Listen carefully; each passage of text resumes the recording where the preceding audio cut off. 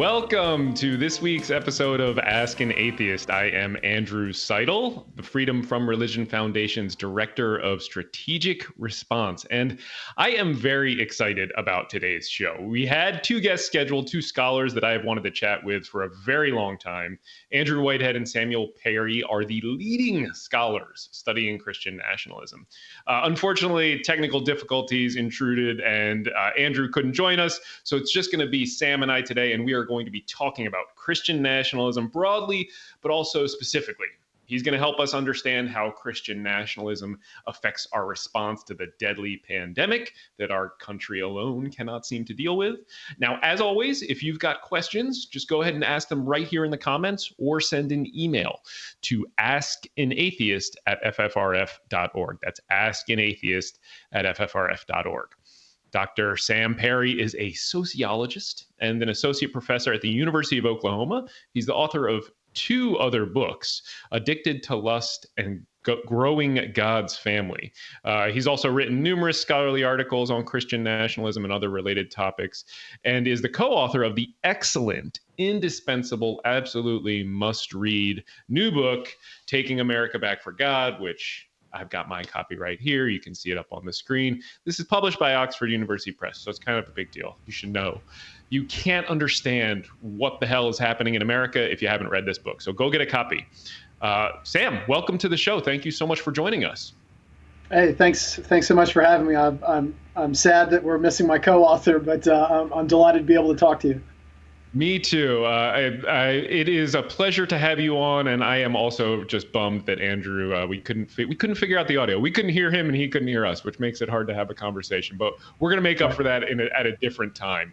Now, I want to get into the definitions and the spectrum of Christian nationalist belief in a minute. But first, if you can tell us why understanding Christian nationalism is really critical to understanding the current state of our country. Yeah, so I think right after the 2016 election, media, pollsters, sociologists like myself, we were really scrambling to try to understand what happened and how to explain this Trump's victory and everything that was going on, transpiring, this kind of explosion, it seemed, of far-right radicalism and overt racist hate groups, no other word for it, and kind of why were they so emboldened and what was taking place. And so we started to collect data and analyze this data. We had a hunch that it was related to all of this rhetoric about the nation being a fundamentally Christian nation and having to preserve those kinds of values, and always in really kind of veiled language, in very evangelical sounding language. And yet we kind of suspected that it often serves as a code word for a bunch of other things that get kind of tossed in there culturally. And so what we did was we collected a bunch of data and we started to run some analyses, and we found out that this ideology that we call Christian nationalism, and we measure that in a specific way, was among the leading predictors over and above being an evangelical Christian, oftentimes over being a political conservative or being a Republican or going to church often, or all of the usual suspects that you might associate with voting a certain way, believing certain things, or holding certain kind of political views. Christian nationalism seems to be among the leading factors. Go ahead. I was just going to say that was the most fascinating thing that really drew me to your research. I mean, you're essentially telling us that this political theology, it's incredibly influential from COVID to racism and white supremacy down to the imagery on Mississippi state flag, which we'll talk about soon. This theology, their political theology, is guiding voters and then shaping public policy in sort of this incestuous feedback loop, really. Right, exactly. And so I think one of the things that we want to underscore is oftentimes social scientists, we work with our little statistical models and we collect data, and sometimes social scientists will talk about an effect that they observe that when you get down to it, I mean, it's not doing a whole lot, right? Like, it's not really pushing people's attitudes as much as all of these other factors. And what we want to stress is that Christian nationalism is not just a statistically significant predictor of these things. It is often the leading predictor of these things, and it makes other usual suspects pale in comparison to this really powerful political theology, as you said, this ideology. And it's not just an ideology, but it's also a language that people are using to talk about and mask what I feel like are some other cultural values that kind of lie beneath the surface that you can't talk about openly, but you can use the word Christian to act as sort of a dog whistle. Yeah, exactly. So, now, how do you define Christian nationalism? Sometimes I feel a little bit like Justice Potter, it's an I know it when I see it type of thing. And that's fine for people like me and organizations like FFRF, which are fighting Christian nationalism. But to study it, I imagine you need a more precise definition. Yeah, sure. So in the book, we define it as an ideology that idealizes and advocates a fusion of American civic life with a certain kind of Christianity. And so whenever I say Christianity there, I always want to put an asterisk by it because the word Christian to people who are scoring high on our measure of Christian nationalism, and I'll talk about that in a second, but when I say the word Christian, it doesn't just mean somebody who has a belief in Jesus or says that they're a disciple of Jesus or wants to follow Jesus or all of those things. What it means is somebody who, when they say Christian, they mean people like me. And for white Americans primarily, it means people who are white. It often means people who are, it implies that you're born in this country. So native born, that you're a citizen and that you're a cultural conservative. And if you're a Christian like they are, like a conservative Protestant, fine. But mostly Christian is just kind of an identity marker in that sense. And so what this group wants to do is they people who score higher on this kind of value of Christian nationalism want to advocate a fusion of a certain kind of Christianity, that kind of Christianity with American civic life and belonging. They want to institutionalize that, to see it set in the laws and in the policies that we operate this country by. So, I mean, it sounds to me, and this is how I've pictured it for a while, this is a fight about what it means to be an American, a fight for the American identity. So that, in their mind, to be American is to be Christian asterisks, right. And to be Christian is to be American. But, I want to touch on something that you just got to there. Being a Christian, your research shows that being Christian nationalist is not the same as being Christian. And I think that's really critical for people to understand. And we'll talk about the way it shows up, and it has these interesting dichotomies. But can you talk about that a little bit, how these are not exactly the same thing, tease that out for our listeners a little more? Right, for sure. And what we try to do in the book is from basically the preface is we try to clarify that when we're talking about Christian nationalism, we're not picking a fight with all believers of all religions, and certainly not even all Christians. It really is not about religion per se. It's about this kind of political theology that masquerades as religion. It uses Christian language to disguise political designs, right? Like it is foundationally political. It's basically ethnic to the extent that it's held by white Americans. I mean, it very much kind of takes on this really ethnic flavor when I mean Christian means people like us. And so it's not Christianity. And in fact, it behaves a lot differently from religious practice. We have a little graph that we can talk about in a little bit. But what we often find, and this actually shows up in study after study, is when we account for Christian nationalists, this Christian nationalist ideology, oftentimes being more religious behaves in the exact opposite direction. So Christian nationalism, it seems to incline people to become more xenophobic, more racist, more fearful of religious outsiders, more resistant to common sense gun control, more in favor of violating recommendations. We'll talk about this in a second. More in favor of violating health recommendations when it comes to coronavirus. But we actually find that once we account for Christian nationalism, being more religious, oftentimes it points to being more pro-social and agreeable in a lot of, I think, meaningful ways. Has the opposite effect. So, I mean, this is one thing that I was wondering as I was sort of prepping these questions and reviewing the book, which I read back in March when it came out, or before that, because I know you guys, and I got the author privilege of getting a copy, which is the best thing about being an author in the world. But I'm wondering, is it possible that our understanding of religion, and maybe I should limit that to American Christianity, is it possible that that's outdated? Have American Christians restructured the religion along new political lines and sort of done away with the old sectarian lines? Or is that possibly what this is a manifestation of, or am I just completely out of nowhere No, on that one? no, I think honestly you hit the nail on the head. So back in the 1980s, a prominent sociologist named Robert Wuthnow talked about the restructuring of American religion, and it's gone away from denominations. People don't care about denominations so much anymore. Matter of fact, other than seculars, the fastest growing tradition or religiously kind of related group is non-denominational Americans, right? Like or Christians who are non-denominational. In other words, they've just kind of jettisoned those ideas.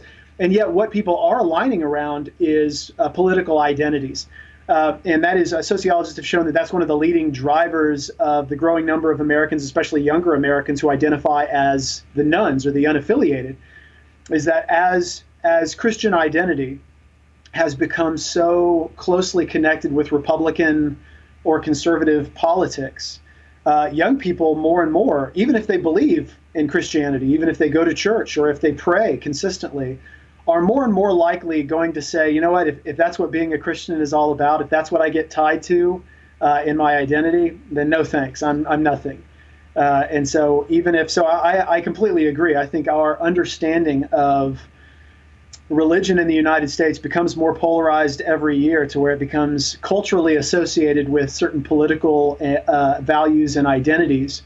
And one of the things that we'd really love to do in the book is to try to destabilize that, to knock that down, and to say, like, you really need to consider where this ideology points to, and just graph after analysis after graph try to show that, look, this is really associated with some pretty nefarious and toxic ideologies, but it doesn't have to be, right? Like, there can be people who practice their religion devoutly, who do not embrace Christian nationalism, and I think push our country in a more democratic and peace-loving and equitable kind of direction.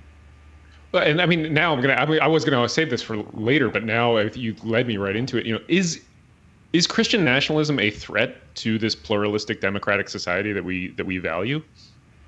I mean, absolutely. I think one of the books that has blown me away the last 2 years, and I would recommend anybody pick this up, is Jason Stanley's. Jason Stanley is a philosopher at Yale, and he wrote a book called How Fascism Works. And I read this book after we had written a series of articles and really had come close to finishing the book. And I had to revise actually a bunch of the book after reading this, because Jason Stanley really outlines bullet points. In fact, but not a bullet point, but just kind of outlines in each chapter all of the different aspects of fascist politics, and documents that this is what happens as fascist politics starts to take hold and fascist governments start to emerge and come to power. And I had to email Andrew and say, like, look, this is everything he's talking about are the things that we're identifying in Christian nationalism. The support for strongman leaders, the tying of national identity to a religious or ethnic identity, the resistance to science, the celebration of patriarchal and kind of sexually anxious kind of politics that says, hey, we need to celebrate a certain kind of family, a certain kind of sexual behavior. We need to limit the encroachment from outsiders, the xenophobia, the racial hierarchies, all of those things. Jason Stanley identifies with fascist politics, and we have also identified those with Christian nationalism. And so I would argue that the Christian nationalism that we identify, if left unchecked, I think becomes a kind of a proto-fascist ideology. I think we in the United States, we have some checks and balances politically that I think limit the possibilities there of kind of a full-blown fascism, and yet I feel like it lays the ideological foundations for fascism in ways that I'm profoundly uncomfortable with. I share your discomfort, and I think that those checks and balances and the structures that keep them in place are being tested pretty mightily at the moment. Now, but tell me more about how you studied and you scored and you measured Christian nationalism sort of along this spectrum, and then you broke it down into 4 sort of categories of people along this Christian nationalist spectrum. Can you explain that to people?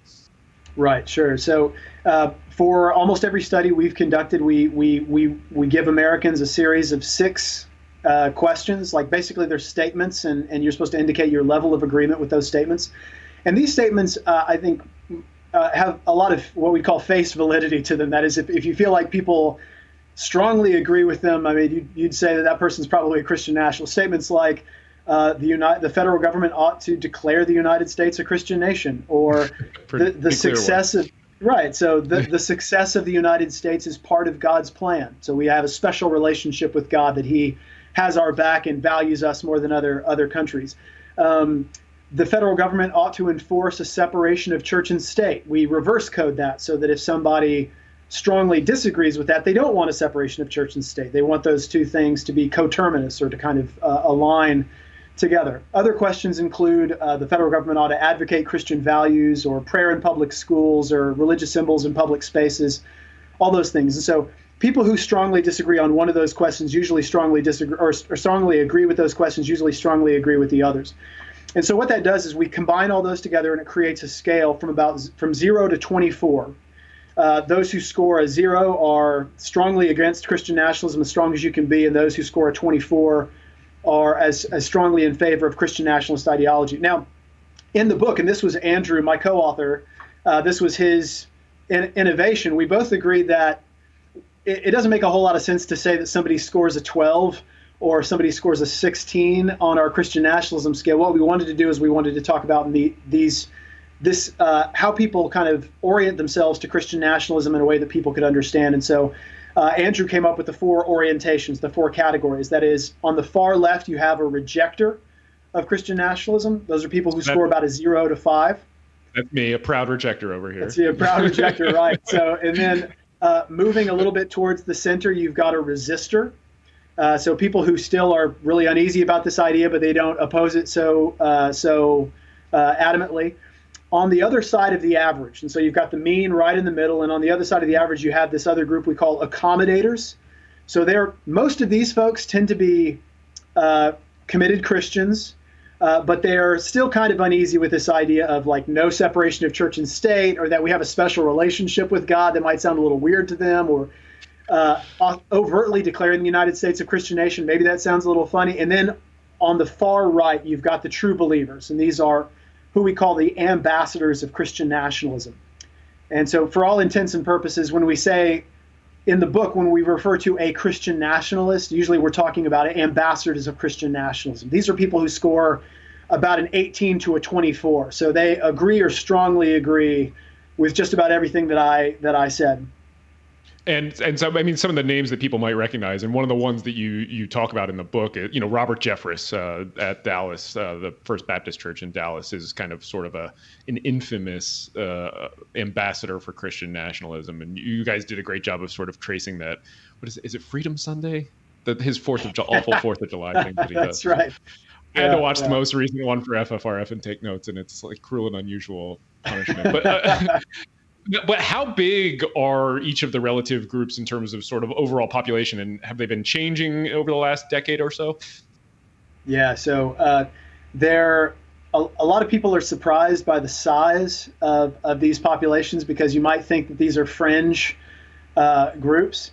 So I'll just, I don't want to bury the lead. So people who are accommodators or ambassadors of Christian nationalism make up over half of the American population. The largest percentage, or like the largest group in our study, and this was back in 2017 when we were drawing on that kind of data, but we've since replicated that with more recent data.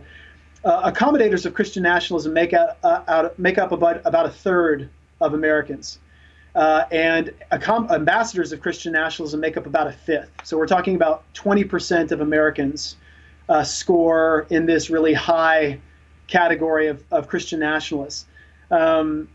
Rejectors are about a fifth as well. So on equal extremes, you've got about a fifth of American are strong rejectors, a fifth are strong ambassadors. And then you've got about 25% are the resistors of Christian nationalism. Okay. Now I'm going to read one passage. I want to read many, but I'm restraining myself here. But I also want to show you and everybody else, because one of the things I love about traveling around and talking about books, which we can't do anymore, but was seeing how people highlighted and took notes in my book, as I did a ton for you. So this one just really jumped out at me. Christian nationalism idealizes a mythic society in which real Americans, white, native-born, mostly Protestants, maintain control over access to society's social, cultural, and political institutions, and others remain in their proper place.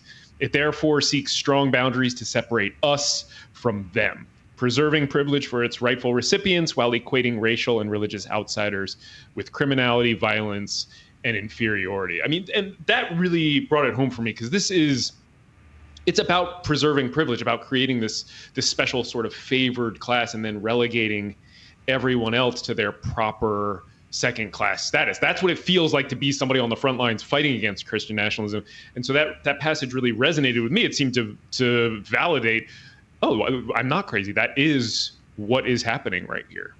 Right. I mean, and in some cases, it's absolutely explicit. So you mentioned Robert Jeffress a minute or two ago, and in his book, you think going to Freedom Sunday was hard, or listening to Freedom Sunday here. He has a book called Twilight's Last Gleaming, and in it he really lays out the kind of the marching orders for Christian nationalists, saying, hey, it's the action time, or the time is now. It's time to defend our country from the atheist, infidel, secular humanists.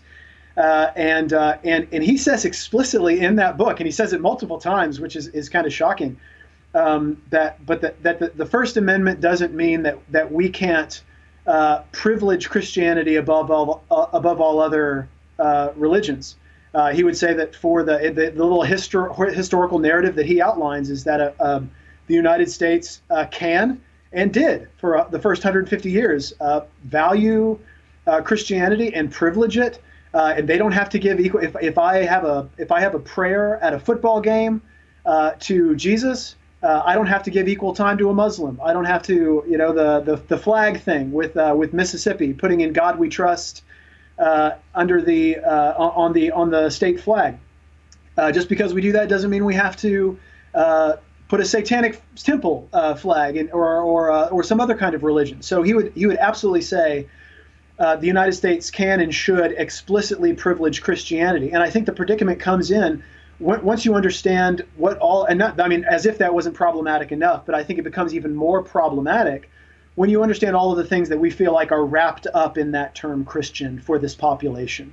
That it's not just people who sign on to the Apostolic Creed, right? Or the Apostles' Creed, or who walk the aisle and pray to Jesus. It is all of the people who check all of these very specific cultural and ethnic boxes to be inside our group. And those outside the group are, I think, in a lot of ways, like you mentioned, second-class citizens. I mean, yeah, it's the Animal Farm. All animals are equal, but some are more equal than others. Exactly. Well, let's talk a little bit more about the Mississippi flag. I mean, Mississippi, for people who don't know, voted to remove the Confederate symbol from their flag, but at the same time, the legislature mandated adding "In God We Trust" to any new design. And symbols are hugely important to Christian nationalism. So, I mean, right. And you and Andrew published a little bit on this. What does the national motto "In God We Trust" symbolize to Christian nationalists? And we can even say Christian nationalists in Mississippi. Right. I think the flag and national symbols, because our Christian identity is kind of wrapped up in this kind of sacralizing national symbols. The two things should go together, and we celebrate those two things. And so these folks would consider the Declaration of Independence, the Constitution, as religious documents given almost by divine. Raphael Cruz, Ted Cruz's dad, wrote another book. Wrote a book similar to Jeffress, in which he basically calls the Declaration of Independence and the Constitution inspired, like the Bible is inspired. And so national symbols and founding documents are very, very much sacralized. And so these folks have since 2017, and Colin Kaepernick and the kneeling for the flag and the NFL players, I mean, that has been a rallying call to say, like, hey, these are people who oppose what we're all about, right? Like our national identity, and that's very offensive to this group. Christian nationalism is one of the leading predictors that Americans believe that other Americans ought to be made to show respect for America's traditions, like standing for the anthem, saluting the flag, and that kind of thing. So there's already this kind of connection that people who are stronger on Christian nationalism are going to feel to those kind of sacred national or state level government symbols. So that's the flag.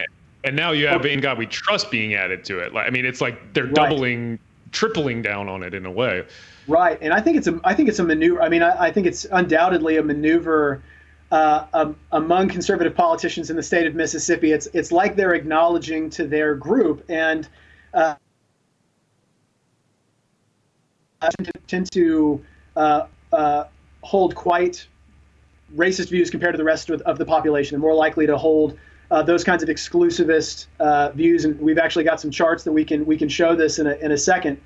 But I think when the politicians in the state of Mississippi, predominantly white politicians in a state that 38% of which is African American, eventually were pressured to say we're going to remove this rebel flag or rebel symbol, the Confederate symbol, from the flag. What they had to do is they had to show, okay, we're taking this away, but we're giving you something back. And it's no accident that they took away a racist symbol and substituted it with an overtly Christian symbol or a Christian statement, so that they could say, hey, you constituency who feel like you just took a loss, we're giving you this back, right? Like, and it's the same people. And so yeah, I mean, it's two steps forward and one step back if you're measuring it in progress. And I mean, it is. Right. It's racial supremacy being removed and then adding in this coded racial religious supremacy that we've been talking about the whole time. And right. I want to dig into this more, because you guys did some really interesting stuff too with what that phrase means to different populations in Mississippi too. Right. So one of the things that we're exploring now and not just in Mississippi, but we're exploring with new data that we've collected over the past year. And unfortunately, we really appreciate the enthusiasm for the book, and we feel like it's a great, I think, summary of all the work that we've been doing in this area and new analyses that we've been doing. But I think even since the book, what we're trying to dig into is the racial implications of Christian nationalism in ways that we were unable to explore fully in the book to our satisfaction. And one of the things that we keep on finding is that Christian nationalism means fundamentally different things for white Americans than it does for African Americans in particular. So for white Americans, I feel stronger than I ever have that for white Americans, the very word Christian is racially coded. It means to say Christian like me is to say white Christian like me, or at least that's the implication. Whether they would even consciously acknowledge it or not, I think it goes together. And so when you're asking a white American or a white Christian American, hey, should the government be Christian? Should they advocate Christian values? Should your sacred symbols be given prominent place in America's government institutions and in public schools and that kind of thing? It's implied that they mean people who look like me, sound like me, talk like me, and value the things that I value. And so it's a defense of ethnic culture as much as it is a defense of religious culture for white Americans. For African Americans, they don't have that history of their own racial group or ethnic group being dominant. And so Christianity is not tied to cultural dominance for African Americans the way it is for white Americans. And so African Americans happen to score, on average, just as high on our measure of Christian nationalism as white Americans. But it means something completely different for them. And so, so I'm not at all surprised. I wouldn't be surprised at all if in Mississippi, African Americans are just as enthusiastic about the state motto on the flag being "In God We Trust," but for them it means something completely different. For white Americans in Mississippi or white Christians in Mississippi, it means let's go back to the way it always was, the way we'd like to think it still is. For African Americans, it likely means more of hey, let's hold our state government to the principles that it always should have been accountable to, right? Like principles about fairness and tolerance and equality. You have examples of Frederick Douglass and Martin Luther King Jr. and prominent African American thinkers and Christians, really holding America to task or calling America out for their inconsistency and claiming to be a Christian nation and never living up to those principles. And so I wouldn't be surprised if African Americans are just as enthusiastic about that idea of Christianity being an influence on the country, because they feel like it never has been really. and it's always been kind of an influence in this kind of hypocritical, authoritarian way. It's so fascinating that I mean, 4 simple words can mean such vastly different things. It's almost the definition of a dog whistle. Okay, so we got to get into COVID, but before we do that, I want to do sort of a little bit of a lightning round. You've touched on some of this already, but I'll name a topic and you can tell us sort of what, if anything, Christian nationalism would predict about a person's views and how strong they would be. And I know you've got a couple charts you probably want to throw up to talk about some of these too. But sure. So let's do Second Amendment.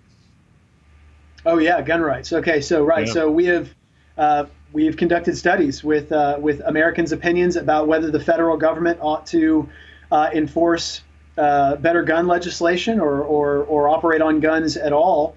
And consistently in surveys, Christian nationalism is the leading predictor that Americans want to oppose that.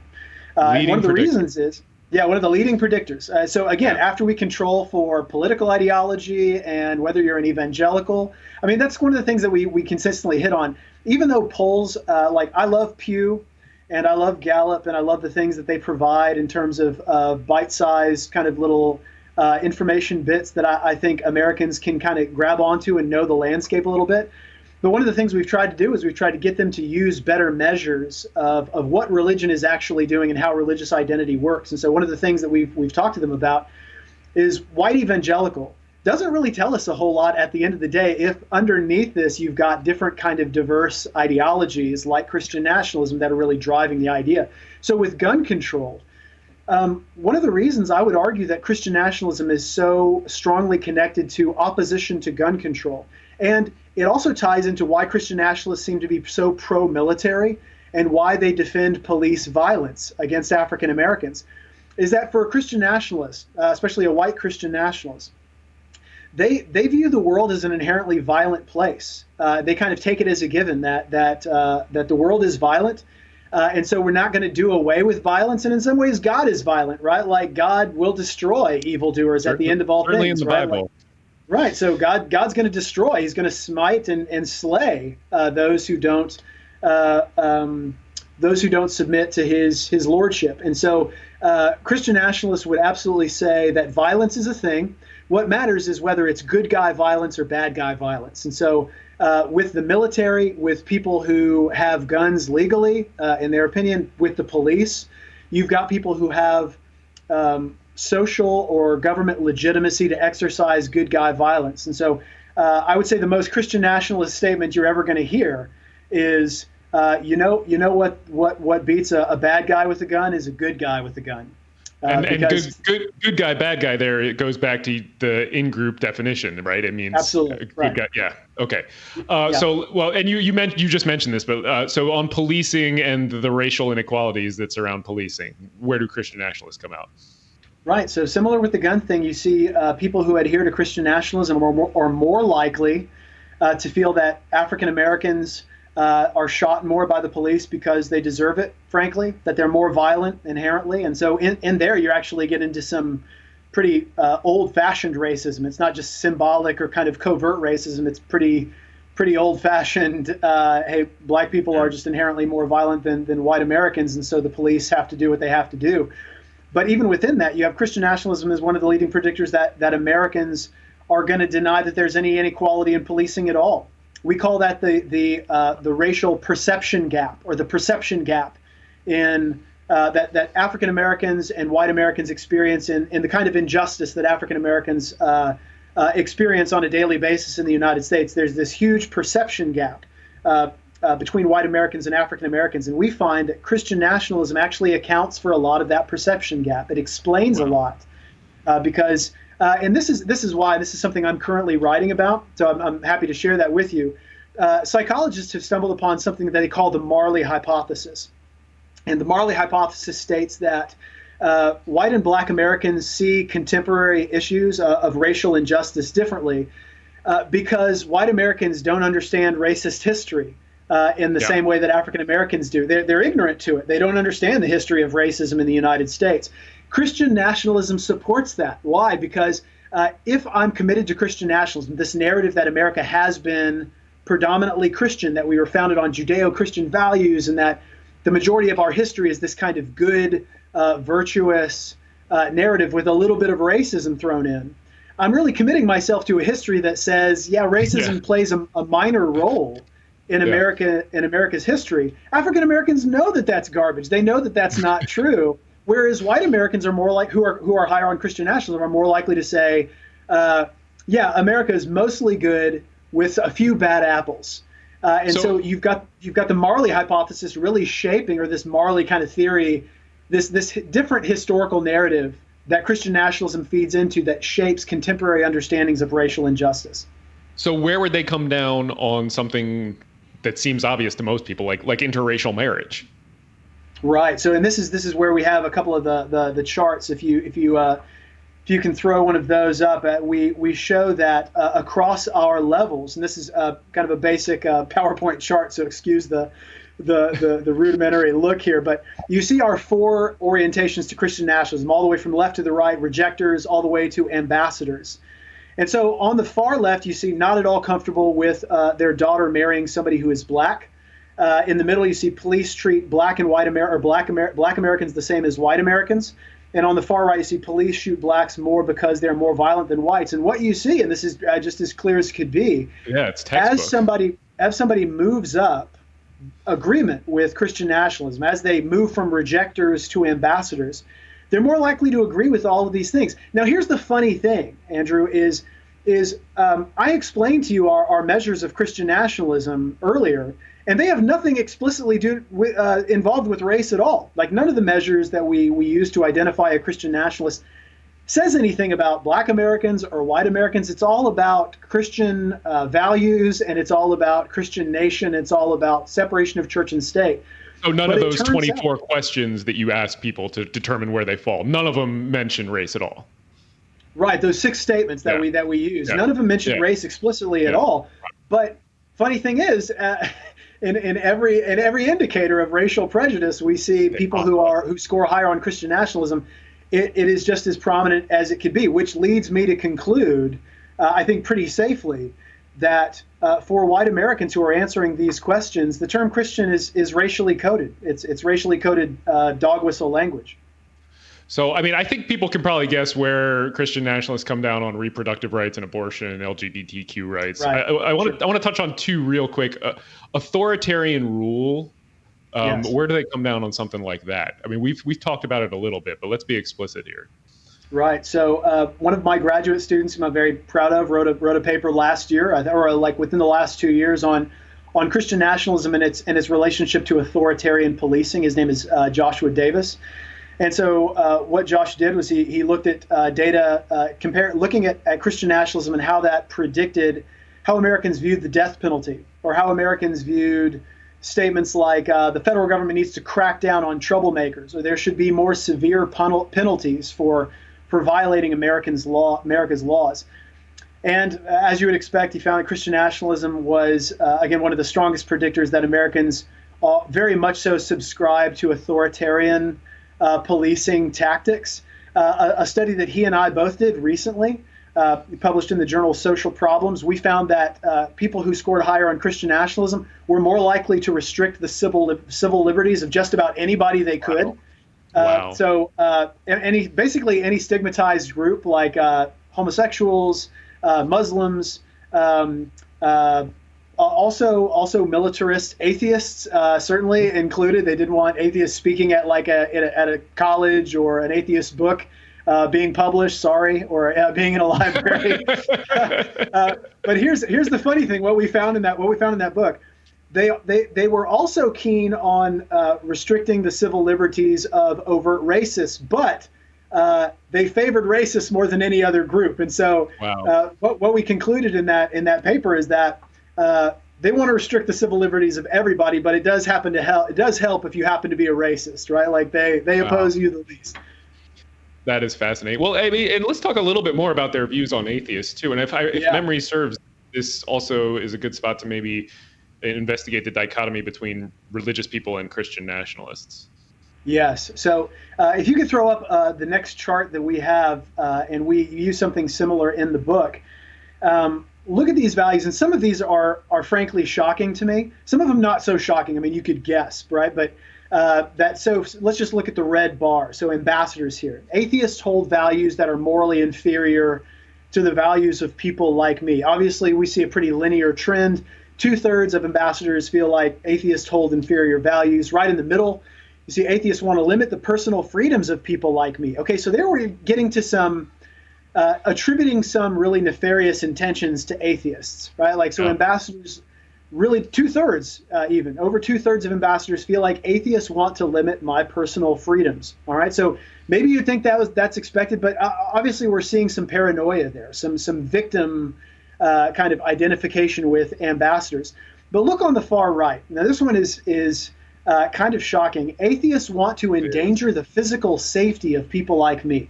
So it's not the majority, but think about this: almost 40% of ambassadors of Christian nationalism, which again, I said are 20% of Americans, feel that atheists want to endanger my physical safety. I mean, think about what that says about the kind of victim ideology of this group that feels like Christianity has been and should always be given prominent place in the United States, but think that atheists are literally not only out to restrict their freedoms, but want to harm them.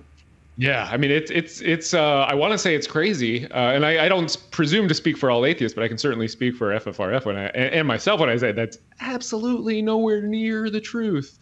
Right. But now, well, let's get into the what. I mean, I feel like we've just scratched the surface and we've been going already for 40 minutes. But what I really want to talk about now is you guys published a new study in the Journal of Scientific Study of Religion for the Scientific Study of Religion. Excuse me. Yeah. And if I read it correctly, I mean, the bottom line is that Christian nationalism is the leading predictor for engaging in, I think you called it incautious behavior, right, regarding the lethal pandemic that's swept the nation and killed 150,000, 160,000 Americans. Right. Tell us about this is one of those things where you just beat your head up against the wall and you really wish wasn't true, because yeah. It's something that endangers us all, and so the consequences of this are not just political attitudes, right? Like, so I think it's important to understand political attitudes because it shapes people's voting behavior. In this case, we're actually looking at people's actual behavior, and so one of my co-authors, Joshua Grubbs, who's a psychologist at Bowling Green, he was able to get some research funds, and I was able to kick in some as well, and we were able to field a survey during the height of the coronavirus pandemic in May, and that was when all of these lockdown restrictions were going on in the United States, and so we were asking people basically, how have you been behaving? How has your behavior changed in the last few weeks in response to the coronavirus pandemic? Were you more likely to? How often did you wear a mask? How often did you wash your hands more often than usual? How often did you avoid places, or did you frequent places that had gatherings of 10 or more people? Did you go to church more, or did you go to church, or did you eat at a restaurant or go shopping for non-essentials, things that you weren't supposed to do by like the recommendations of health experts and scientists? And we found that Christian nationalism was, again, even after accounting for all of these other factors, it was the leading predictor. That I called it incautious behavior, but basically that a leading predictor that you flouted the recommendations of health experts and scientists, and you went to eat at restaurants, and you went to gatherings with 10 or more people, and that you went shopping for non-essentials, and you did all of these things that you recommended you not do. And it was among the leading predictors that you did not do the things that you were supposed to do, which was wash your hands more often, use hand sanitizer, wear a mask, avoid touching your face, those kinds of things. Now, this is where, and I think I want to pick up on something that you had referenced earlier, and I didn't come back to.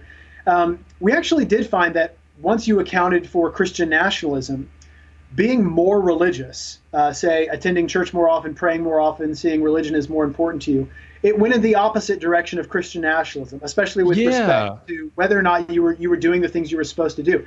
So what this led me to conclude was people who score higher on Christian nationalism in this particular data set were more likely to say, for a variety of reasons, and we can talk about those in a second, screw the media, screw scientists, to embrace conspiracy theories about coronavirus, to resist what was the going narrative about what you should do to protect yourself and others, to say the coronavirus threat was exaggerated. They're the most likely people to say, screw it, I'm going to do what I want. Once you account for that, though, people who are more religious actually seem to behave in a more pro-social, considerate manner. They're more likely to take care of their fellow people, more likely to social distance, more likely to wear masks and those kinds of things. And so it wasn't really about being more fascinating. religious. That was, that was really, really fascinating because and that was, I think, and there are all these stories about how, the churches are spreading the virus and all this stuff. And FFRF has been tracking that as well. But there are also these headlines about how here's how religious Americans view the coronavirus pandemic. And what you're telling us is they're getting it wrong. There's a difference between being religious and approaching the pandemic and being a Christian nationalist and approaching the pandemic. Right. I think that's one of the things that we're trying to get across to. We saw those same polling results. We saw that it looked like church attendance was associated with behaving irresponsibly or that kind of thing. And what we're trying to, I think, clarify is that it's not necessarily about being religious. In fact, I think people who are more religious, I think if they're religious in a way that is positive, I think that most people would consider like, hey, these are the kind of religious people that you would want to have as neighbors, right? Who are actually neighborly and considerate. These are people who are taking care of themselves and others, whereas Christian nationalists, people who believe their own religious views and values should be institutionalized in the civic life and identity. These are the people who are more likely to say, "What's Trump doing? Well, it doesn't look like he thinks it's a big deal, so it's not a big deal to me." It looks like my people of my tribe are kind of skeptical towards scientists and in the media, and those people are all saying we should social distance and wear masks. Screw that! I'm not going to do that at all. I'm going to do what I want and exercise my freedom. This is another thing that I wanted to point out. This is a study that we currently have out right now, some new analyses, and it's kind of going through the peer review process. When it comes to lifting social distancing restrictions, so the government, state and local governments are kind of playing around with the idea of, okay, do we, as coronavirus has exploded again and is taken off within the past couple of months, how are people feeling about lifting restrictions? Christian nationalism is one of the leading predictors that Americans are more likely to say, we've got to save the economy no matter what, or we've got to defend our own liberty, right? Like to do what we want. Even if it comes at the expense of those who are vulnerable, those who are institutionalized, those who are immune compromised, those people can take care of themselves. What we need to take care of is the economy. We need to take care of liberty. And I think that plays into kind of not just the authoritarian elements of Christian nationalism, but like the libertarian, neoliberal, take care of yourself kind of elements of Christian nationalism that's kind of a new area for us to explore. Yeah, and it brings up the fascinating contradictions too between the idea of being pro-life and their stances on abortion and reproductive rights compared to we can sacrifice the old people and the students in school if we have to. Well, I have a ton more questions for you, but we're getting also a ton of questions from online, so I want to get to some of those before we go. So Kelly Holiday asks, are there connections with Christian nationalists in QAnon? That's a great question. I feel like Christian nationalist ideology, this is one of the things that we try to do in the book. We use these categories called ambassadors and accommodators to really, as shorthand, as heuristic devices to kind of give people hooks to hang on who exactly we're talking about. What my preference, though, is to talk about Christian nationalism rather than Christian nationalists, because I think the accurate understanding is that Christian nationalism is a spectrum. It's not just like all of a sudden you wake up one day and you're a Christian nationalist. Really, you adhere to a more or less to this ideology that I think is kind of fluid, right? Like and kind of means different things to different people, like we've been trying to talk about. So I absolutely think there are elements of Christian nationalist ideology that we see within these far right groups emerging. Now, one of the things that I think we're seeing more and more of, and this is one of the things that frankly scares me a little bit, is I think in Europe you see a complete dissociation, almost complete dissociation between Christian nationalism and being a religious person at all. Because that's a question we have. So I'm going to ask you to expand. Jeremy Clark's asking, has there been research for other countries and regions and religions, and what are the differences? So go beyond Europe when you're answering that question too. I mean, take it there. So we're seeing religious nationalism pop up all over the globe. We're seeing it in India, we're seeing it in Brazil, we're seeing it in Europe, and in India and Brazil, you're seeing more of a Christian. Or sorry, in Europe and Brazil, we're seeing more of a Christian nationalism like we see in the United States. Obviously, in India, we're seeing a Hindu nationalism. But in the United States, we're a unique animal because we have this history of evangelical language and evangelical dominance. And so people like Robert Jeffress can really mask quite effectively pretty blatant Christian nationalist, ethnic, traditionalist kind of values with this Christian-sounding language in a way that sounds very evangelical, and it sounds very biblical, and it sounds like you're concerned about people's salvation and all of these very kind of evangelical terms. But someplace like in Europe or in some place like in India, it becomes a lot clearer that words like Hindu or words like Christian really are just a blatant signifier of insiders versus outsiders. That is, people who belong in this nation, people who should have power and influence in this nation, and people who should not. Now, one of the things that I feel like kind of scares me in the United States, though, is that I feel like eventually I feel like Trump is an absolute leap towards this reality, where Christian becomes, I think, more of an indicator of a political and cultural and ethnic position, more than it is anything having to do with religiosity. Now, you might say maybe that allows people to just be honest about the racist and nefarious intentions that they have using that term. So maybe it's just more honest, and we're just calling it is what it is. Yeah. But the United States, I would say, has traditionally been unique in that it has not been as explicitly tied to just kind of ethno-nationalism like it has been in other contexts. And what we see is I would ask readers to or listeners to key into the writings of a sociologist at UCLA named Rogers Brubaker.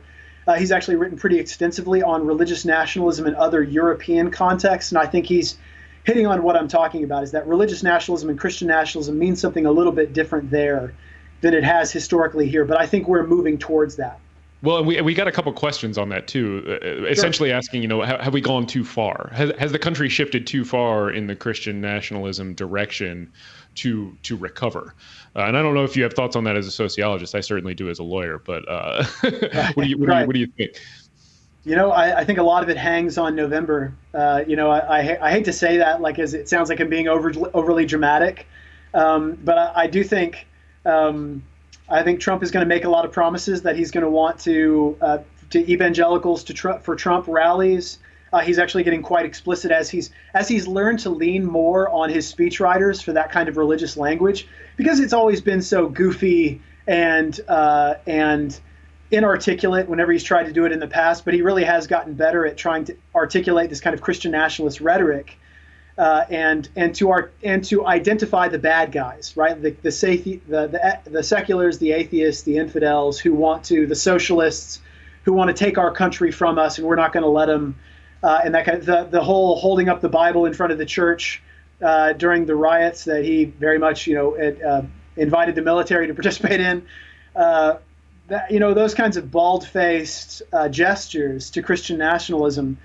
I think a lot of it hangs on the election. I think if he's able to continue to score victories for the Christian nationalist right, I think he's going to do a lot of damage to I think what we're hoping will be maintained, which is this, I think, a healthy separation of church and state. And by that, I feel like religious listeners, to the extent that you have religious listeners and Christian listeners who are very much in favor of separation of church and state. And we do, and a lot of members too. Yeah, what I get pushback from, say, evangelical audiences that we've talked to, are you saying that my values can't inform my politics? And no, we've never said that. As a matter of fact, we've tried really hard to disassociate that idea of being a faithful Christian from being a Christian nationalist. We don't think that they have to be the same thing. You can absolutely be a Christian and say, hey, I feel like I want to lead with the values that I feel like Jesus has given me in his example and that he's taught we should value in terms of loving your neighbor and valuing things like freedom. And we feel like Christian nationalism is opposed to that. In fact, like we feel like it's antithetical to what I would consider true Christian values. And so to re-answer your question, I feel like we're getting to the point where a few more Trump victories, maybe at the judicial level, will be enough to I think move us in a direction that is going to be very difficult to walk back from without a considerable amount of effort. Sure. And I'd love to have the conversation with you over drinks sometime when this is all over about that earlier thing. So I have one more question and then we got to close it out. So FFRF co-president Dan Barker actually asks, he says, my brother is a devout white evangelical Christian who hates Trump and supports state church separation.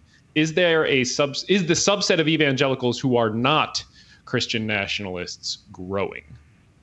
Yes. I think it is.